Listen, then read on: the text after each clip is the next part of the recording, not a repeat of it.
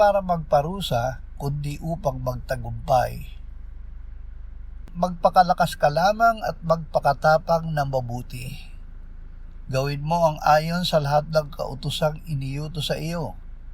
Huwag kang liliko sa kanan o sa kaliwa upang ikaw ay maging matagumpay saan ka man pumunta.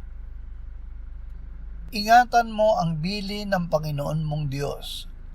Lumakad ka sa kanyang mga daan at ingatan ang kanyang mga tuntunin, mga utos, mga batas at mga patotoo, upang ikaw ay magtagumpay sa lahat ng iyong ginagawa at maging saan ka man bubaling.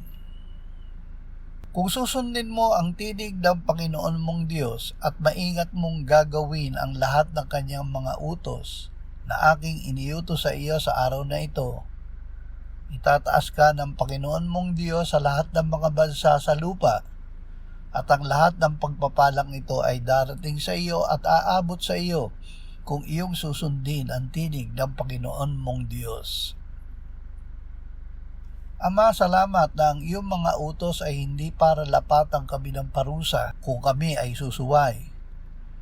Binigay mo ang mga ito upang aming magawa ang mga gawa mo, at sa gayon kami ay magtagumpay. Amen.